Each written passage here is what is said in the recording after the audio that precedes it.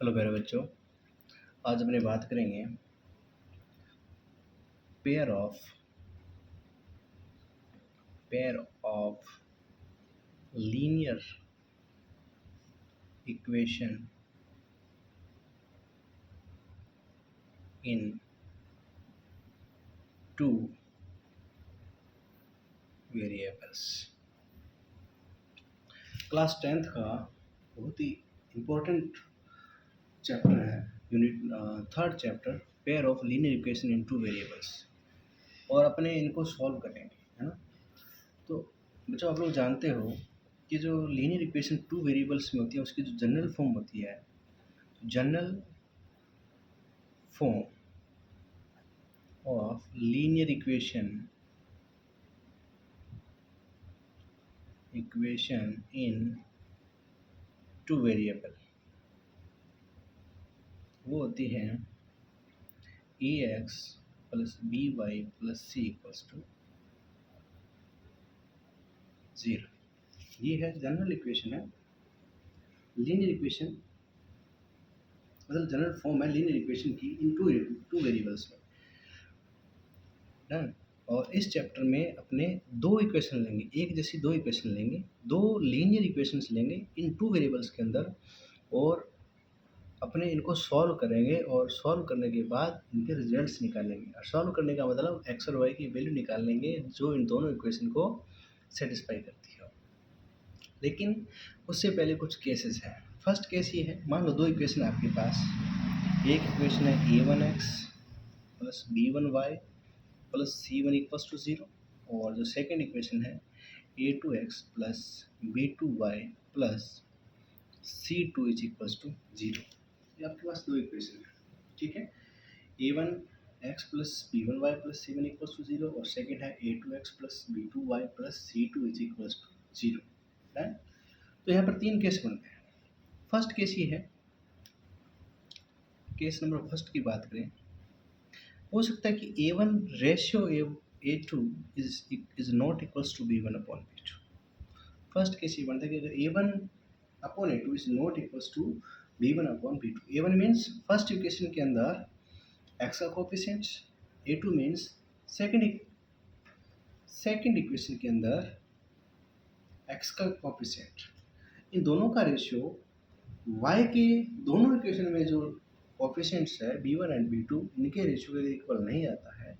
इस केस में ये जो दोनों लाइंस होंगी वो होंगी आपस में इंटरसेक्ट करेगी, इंटरसेक्टिंग लाइन होगी, इंटरसेक्टिंग लाइंस बोलेंगे इनको, आपस में क्या बोलेंगे, इंटरसेक्टिंग लाइन मतलब एक दूसरे को कट करेगी। अगर इनका आप लोग ग्राफ ड्रॉ करोगे तो ये लाइनें कहीं ना कहीं एक दूसरे को कट करेगी, और जिस पॉइंट पे कट करेगी वो होगा इसका सॉल्यूशंस, है ना। तो इस केस में इन इक्वेशन का जो सॉल्यूशन होगा वो होगा यूनिक सॉल्यूशन। क्या होगा? Unique solution. डन। मतलब एक ऐसा पॉइंट होगा जो दोनों इक्वेशन को सेटिस्फाई करता होगा। किस केस में? a1 upon a2 is not equals to b1 upon b2, और इस केस में जो सॉल्यूशन होगा वो होगा यूनिक सॉल्यूशन। यूनिक सॉल्यूशन का मतलब हुआ दोनों लाइनें एक ही पॉइंट पर इंटरसेक्ट करेगी, और ये पॉइंट इन दोनों इक्वेशंस का सॉल्यूशन होगा। डन। सेकंड जो केस बनता है, केस सेकंड ये बनेगा, case number second, a1 upon a2 is equals to b1 upon b2 but not equals to c1 upon c2।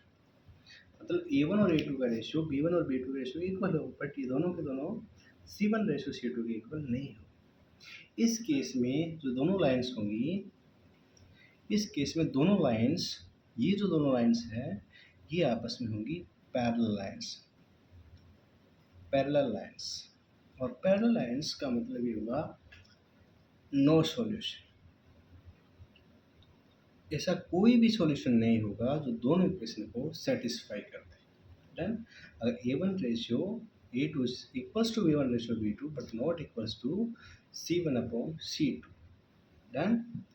तो कुल मिलाकर ये दो केसेस होंगे, और थर्ड केसेस बनेगा वो होगा अगर कुछ ऐसा हो जाए, केस नंबर थर्ड की अगर बात करूं, केस नंबर थर्ड में ये हो जाएगा कि A1 upon A2 is equals to B1 upon B2 और is equals to C1 upon C2।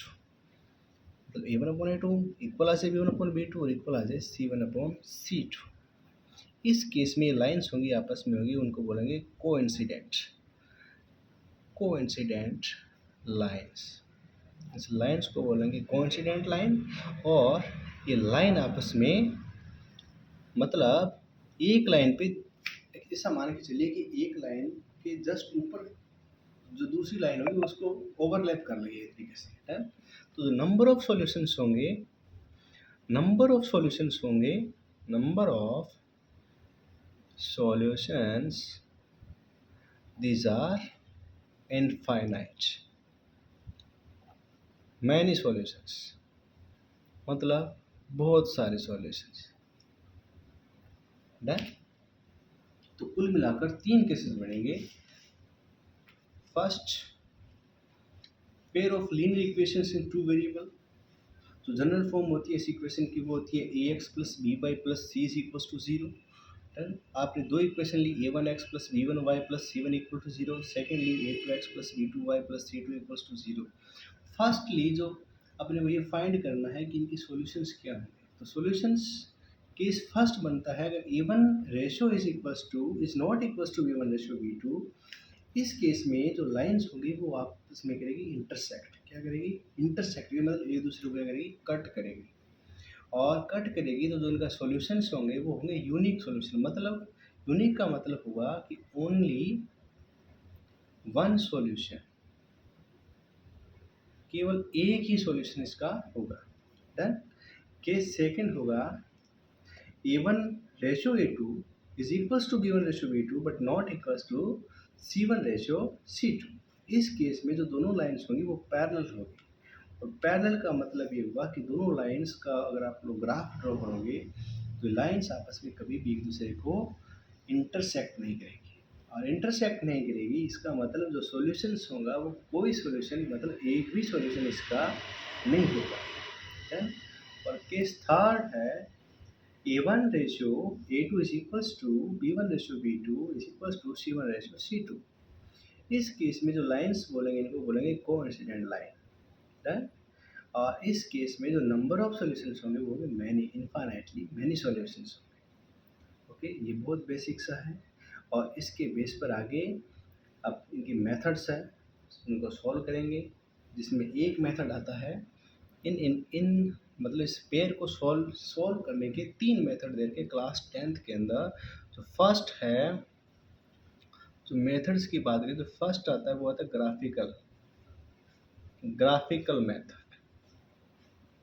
मतलब आप इन दोनों लाइंस का ग्राफ बनाओगे और ग्राफ के माध्यम से अपने ये बताएंगे कि इनके कितने सॉल्यूशंस, कैसे सॉल्यूशंस होंगे। ठीक है। सेकंड आता है आपका सब्स्टिट्यूशन मेथड। डन। सब्स्टिट्यूशन का मतलब हुआ कि एक इक्वेशन से किसी वेरिएबल की वैल्यू निकालेंगे और उस वैल्यू को दूसरी इक्वेशन में सब्स्टिट्यूट कर देंगे उस वेरिएबल की जगह। और थर्ड होगा एलिमिनेशन मेथड। एलिमिनेशन मेथड का मतलब हुआ कि हम दोनों इक्वेशन से किसी ना किसी वेरिएबल को एलिमिनेट कर देंगे और एलिमिनेट करने के बाद जो वेरिएबल बचेगा उसकी वैल्यू आ जाएगी और उसके बेसिस पर अपने जिस वेरिएबल को एलिमिनेट करा है उसकी वैल्यू निकाल दें। डन। तो ये 3 मेथड हैं जो क्लास 10th में पूछे जाते हैं। फर्स्टली मेन क्वेश्चन जो यहीं से बन जाता है, केस फर्स्ट, केस सेकंड और केस थर्ड से बन जाते हैं क्वेश्चंस। डन। बाकी करेंगे बाद में। Thank you.